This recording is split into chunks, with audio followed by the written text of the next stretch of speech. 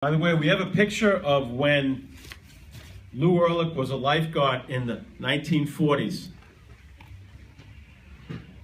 And when, hold this, Mark. That. I think that's me. That could be Lou. He believes that's him. It's a little faded, but we also have a picture here from 1913. 1913. And this picture happens to be from the first patrols that were non-paid patrols, and they had their God Bless America party. Did they call it that then? No, they did not. It's a shipwreck party. It was a shipwreck party, but everyone is in costume, as you can see in the picture. It's a great picture. But Pat can tell you more about that. He's done a lot of research, and Pat's can also fill us in a little bit more about, where was rescuing back then, where is it today?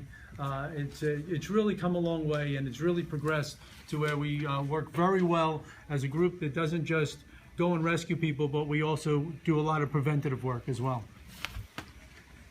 Thank you, Marv. I'm not going to be able to beat Lou's great story. Thank you, Lou, for that comedic moment. Anyway, lifeguard history, very quickly. Lifeguards in Long Beach began in 1913 as a volunteer organization, and they were not paid as a volunteer would indicate. And the first year was 1913.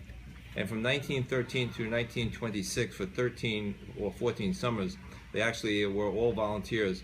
They became paid lifeguards in 1926, and the paid lifeguards continued at that point to become known as the Long Beach Patrol. Up to that point, they did not have a title. So they became the Long Beach Patrol, and we've been in organization for 90 years.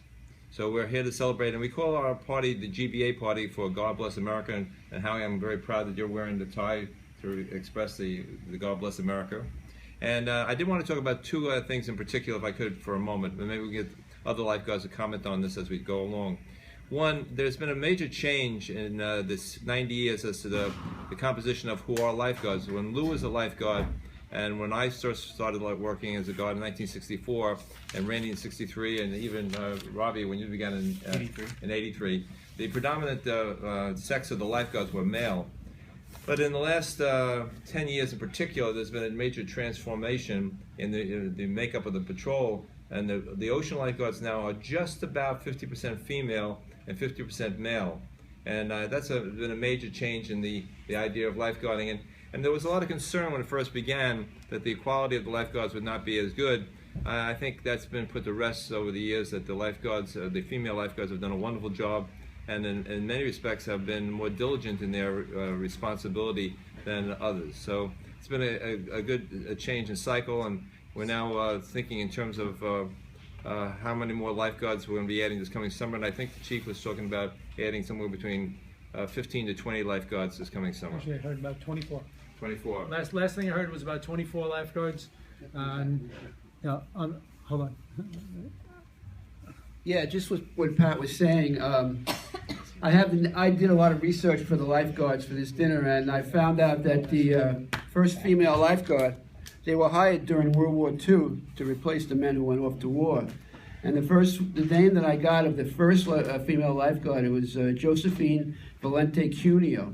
And she is a relative of the Medal of Honor winner, Michael Valente. She is his daughter, I guess, or his niece. She was the first one. I think it's a sister. A sister. And the modern era, which probably was in the 70s, Pat, yep. It was Michael Spry.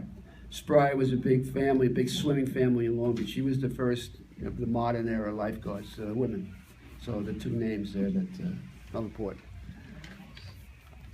I started the show back in 2010.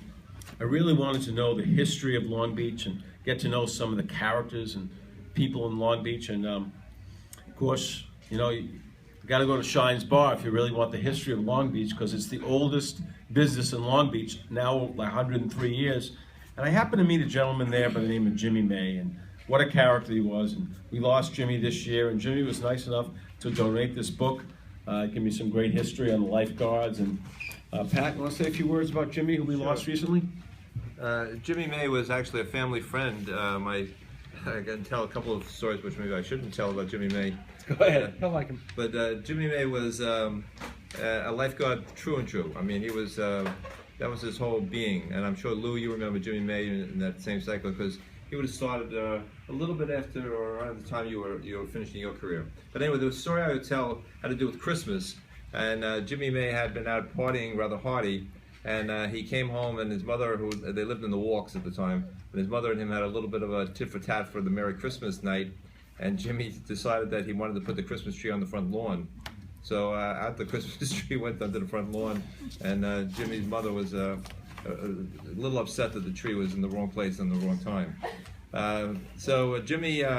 Jimmy was an individual that when he came to lifeguard reunions would always wear his bathing suit and be ready to go in the water for a night caper or a night event.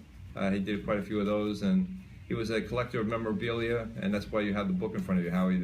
That book, by the way, dates from the 1930s. That's even a little bit earlier than Jimmy May. I think he inherited that book from somebody. So, but again, as you look in the book, Howie, you'll probably notice that the lifeguard equipment is another major change. And when Jimmy May worked and the lifeguards would make a rescue, they would make a rescue purely on their physical ability. Today, and Ruth, Lou, you would agree on that? Absolutely, yeah. All we had was a whistle. It was a whistle and a lifeguard chair. And we had to have our top up. We had to have the bathing suit. Single piece. They had a single bathing suit. And again, the picture showed the single bathing suit that we're looking at. So the bathing suits have changed. Now we have torps and we have rescues with lines that are much safer. They have jet skis. They have all sorts of other vehicles. And most importantly, they have lifeguard chairs that actually you can see from. And the chair that I first started on was about 6 feet off the ground. And you had to move it as the tide changed from high to low, because if you stayed back on the back of the beach, you couldn't see the people. So the chair that we have today is made out of metal, which is a lot better in that it maintains it's there the next day. In the early lifeguarding days, as Lou would remember, the chairs would wash away at night or get destructed, or people would start a bonfire with the chair themselves. The chairs would disappear, and we'd have no chair in the morning when we came into work. So, and the second thing nice about the metal chairs is that we were able to run wires in the chair and improve the communication system between the headquarters and the lifeguarding. So. And I'm going to turn it over to Robbie. I'm sure Robbie has some other additions of some of the other equipment that might be important for us to mention.